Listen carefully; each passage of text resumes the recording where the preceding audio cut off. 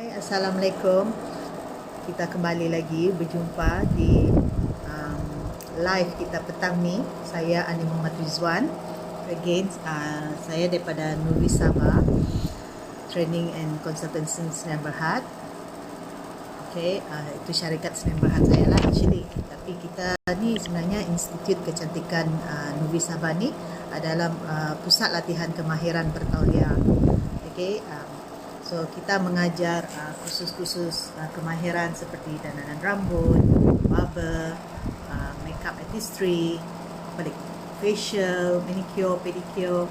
Cuma kebanyakan student kita daripada luar bandar, hard copper, dropout student, ibu tunggal. That's our sasaran lah. So lepas ni insyaAllah kita punya strategi adalah untuk mendapatkan juga student-student yang mampu untuk membayar yuran mereka pula, di mana kita harap dengan yuran mereka tu juga akan mampu untuk membantu pelajar-pelajar yang tercicir tadi yang tidak mampu. Okay, so ramai orang bertanya dengan saya, Nuvis ni sebenarnya apa maksud dia, how I came across with nama Nuvis tu. Sebenarnya dulu bisnes saya bermula tahun 1996, to be exact 24 Disember 1996. So masa tu sebenarnya dalam tahun 90-an ni, salon-salon ni memang banyak. Kalau kat Sabah ni, majoriti pekerja dia dari kalangan yang macam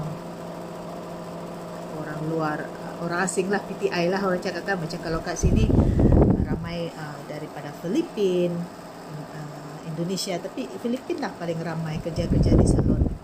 So bila kita pergi salon, kebanyakan dia yang the image of the salon tu sendiri macam kita tak selesa lah dengan salon dia agak gelap, dan pakaian pun agak tak menyenangkan kita. So daripada sanalah timbul idea kita cakap why not kita buat satu konsep salon yang family oriented, macam tu. That was 96, okay, tahun 96 ni. Dah insyaAllah Disember ni kita 24 tahun lah. So it's a simple idea, and then so happen on the in 1995 tu, me dengan my waktu tu belum lagi jadi husband lah, kawan lah kan. So we decided to buy kedai, sebab masa tu kita dah kira-kira dia punya sewa dia dengan beli bayar bank tu tak jauh beza, about 300 macam tu. So we thought kalau macam the salon tak berapa jalan pun kita masih boleh sewa, ataupun kita boleh buat business lain lah kan. And so alhamdulillah we bought. Then so happen, do you know that we managed beli kedai tu 250,000 full loan tau. Pada I waktu tu masih kerja gaji pun beberapa sen ya, tapi yalah, kita managed to get full loan. And waktu tu di shopping complex tu, siapa yang tahu Center Point, waktu tu kita manage dapat kedai tu baru 230,000. I was the cheapest di Center Point tu, because kebetulan owner of the salon tu, the premise tu, Cina tu, dia punya broker, anak angkat dia Melayu. So dia ni among yang orang nak beli lot dia waktu tu, I je seorang Melayu. Jadi dia bagi saya the cheapest. Itu yang dapat 230, the rest to 50 to 70 macam tu. Okay, so alhamdulillah lah, so kita pun buat terus salon tu apa semua. Alhamdulillah, target kita waktu medium to high. Okay, medium to high. So we were the first in Sabah yang create ladies bertudung corner. We call it ladies bertudung. And then waktu tu kita buka semua salon tu, tak ada nak tinted. Okay, macam sekarang lah, we call it macam aquarium kan, semua cantik. And then open lah kita cakap. And then we were the first salon yang pakai uniform uniform. Okay, and then every Friday kita wajibkan semua staff kita pakai baju kurung walaupun dia bukan Islam. Okay, but benda-benda ni tak ada isu pun sebenarnya. And then what else? Lepas tu kita introduce Kids Corner. Okay, Kids Corner. And then we also introduce Breastfeeding Mom Corner. Because we found out bila dorang buat rambut tu kan, anak dorang ni bergantung breastfeed, jadi tak selesa. So kita buat room, and then I ambil meja sekolah my anak tu kan, I letak semua mainan tu, and then dorang start main di sana without disturbing the mother lah. That's the idea. So alhamdulillah semua berjalan lancar. Sampailah, cuma kita tak betul-betul tak terfikir yang recession akan berlaku. Towards 97 end tu sangat dah start lah sebenarnya, 98 plus 99 macam tu kan. Dan sampai my husband kena buang kerja, and then macam saya sebenarnya masih kerja waktu tu. Okay, I was still working di agensi kerajaan 94. I tak quit lagi because dialah kita masih ada perasaan macam tak confident tau, nak quit ke tak quit, macam tu. Tapi since my office tu tingkat 7, okay, my kedai tingkat 3, so I tak ada masalah untuk naik turun. Okay, saya kerja 8 to 5, and then lunch time I turun, and then from 5 tu I continue kat kedai until 8. Every day my life macam tu for 3 years. 3 years, okay? 3 years. I memang orang cakap tak ada benda lain lah I buat. So, but bila ekonomi downturn tu, memang kita affected, frankly. 50% our income down. Ramai orang terlelong kedai, dan saya salah seorang ya. I was so frustrated. I tried to cuba untuk bertahan, tapi akhirnya tidak. Tahun 99 I have to let go. Kena for sale lah, murah lagi, 240,000. So very difficult. Okay, di sini saya nak bagi tahu, masa tu kita memang tak adalah marketing yang style Facebook kan, ni mana ada wujud lagi kan. The only marketing yang kita ada adalah melalui newspaper. Jadi memanglah agak macam payah kan. You just imagine, and newspaper is not cheap. Dia main kolom-kolom tu pun dah 200 plus, and it's only one day, and then you ada 7 days. You have to know hari apa yang you sesuai untuk you publish. And do you know that I publish on Thursday? It is because of every Thursday jualan newspaper laku naik, because waktu tu lah ada Toto.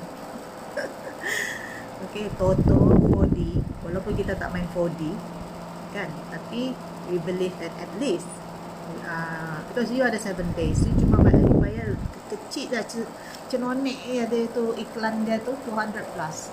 So macam mana you nak pilih hari apa? So you pilih hari Khamis dengan harapan orang nampak, dengan harapan you know. So itulah cara kita, walaupun kita tak mampu untuk keluar every week kan, sebulan sekali pun kadang-kadang sakit kan.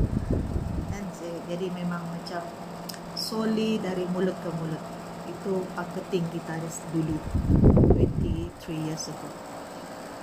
Okay, so alhamdulillah business was great, doing well. Jadi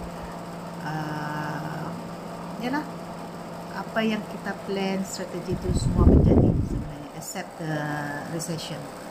Okay.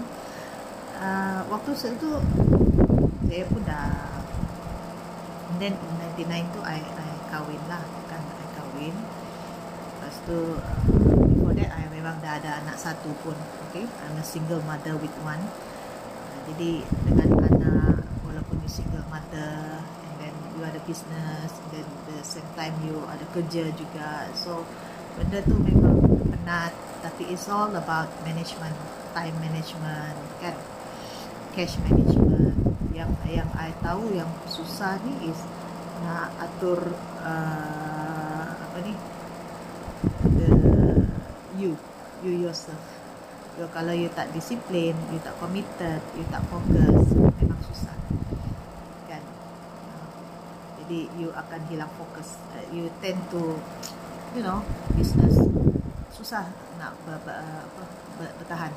Jadi dari sana like we also believe that in business it's not about how much money you have, you can invest, but sejauh mana you can sustain. So 20 years ago memang hard time, dalam keadaan you bukan anak orang kaya, you cuma bermodalkan apa yang ada. Saving pun tak banyak sangat, tapi nafsu besar nak berniaga, itu saja modal yang saya ada, semangat tu saja yang saya ada. Dan alhamdulillah memang tidak dinantikan, support daripada family, anak tu memang paling penting dalam keadaan yang you tak ada apa-apa. That will be number one, orang cakap. So yalah, boleh katakan itulah permulaan cerita bisnes saya. Waktu tu kedai saya nama dia HD Salon. HD itu sebenarnya I tanya my boss, because I kerja kan, I tanya my boss nak simpan nama kedai apa. So dia bagi tahu HD. So I said HD itu stand for what? Dia cakap HD itu stand for Harley Davidson. Sebab actually I minat naik motor. My husband memang adalah motor tu. Because dulu kami kerja Labuan murah lah sikit kan. Jadi okay lah, kita letak hair design ke, hair apalah semua kan. So benda tu melekat lah HD Salon. Dan waktu tu nanti I cari balik my logo. Dia bentuk shield Harley Davidson, Harley Davidson dia punya logo tu. I ambil tu, tapi di tengah tu I letak HD Salon. That's how kita branding kita punya nama. Waktu tu memang kita tak ada lah my iPhone semua ni, kemudian kita tak tahu apa benda lagi tu, kita langsung tak tahu apa-apa lagi. So that's how we started business. Okay, cara kita marketing itulah dia, branding kita setakat itu saja. InsyaAllah besok because semua barang kat office, nanti I tak cari balik I punya logo HD Salon. Okay, how kalau kita ada 44 hari tu buat live ni, so I thought kita ada 10 aspek yang kita boleh ambil untuk buat live kita ni. So I thought why not I flashback I punya cerita daripada we set the business, what we have done until today, and then dalam journey tu macam mana kita menghadapi pahit manis dalam perniagaan, dalam kehidupan. That was my planning lah for my life 44 hari. Because insyaAllah PKP kita sampai end of this month. Hopefully I can continue kat office kan, because I'm sure balik office ni memang akan sangat sibuk to catch up everything. But I really hope that during this PKP I manage to plan apa yang ini pun tengok memang bawa office, kerja office semua lah kan. So my laptop, my kerja. Okay, so itu saja for today. I won't take long for my life to share my business from day one actually. Thank you for watching. See you tomorrow. Assalamualaikum.